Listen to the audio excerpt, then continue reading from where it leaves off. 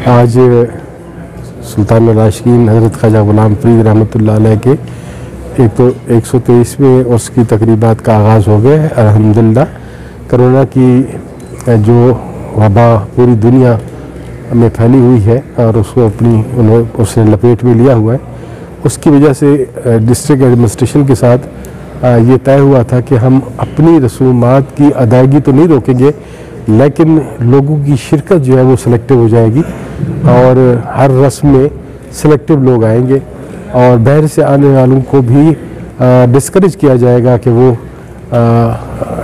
उसमें शिरकत ना करें। तो ये एडमिनिस्ट्रेशन का फ़ैसला था। तो अभी हमने गुस्ल से शुरू कर दिया, अभी महफिल समा हो रही है, बाद नमाज और फिर अज़मत फरीद कॉन्फ्रेंस भी होगी, हस्ब रिवायात और बाकी प्रोग्राम भी इस तरह चलते रहेंगे।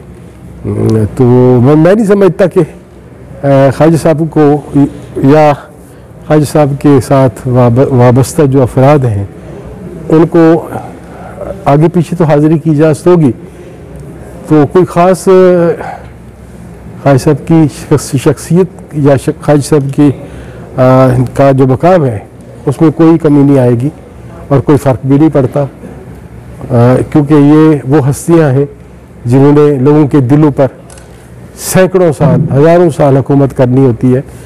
तो उन्हें 2-4 बरस तो कोई अहमियत नहीं रखते इनके लिए, तो कुछ उससे फ़र्क भी कोई नहीं पड़ता।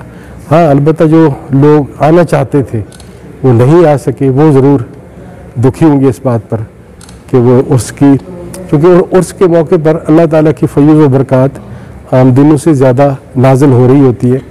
तो उर्स पे जो लोग आते हैं वो खाली वापस नहीं जाते। ये बात दुरुस्त है कि वो दुखी होंगे कि वो इस साल नहीं आ सके, क्योंकि लोग सारा साल हज़रत ख्वाजा साहब के उर्स का इंतज़ार करते हैं और एहतमाम करते हैं यहाँ आने का। लेकिन बहरहाल जो इस वक्त पूरे मुल्क की सूरत हाल है, पूरी दुनिया की सूरत हाल है, हमने उसके मुताबिक ही चलना है। हम अलग से तो अपनी कोई दुनिया नहीं बसा सकते। बहुत बहुत शुक्रिया।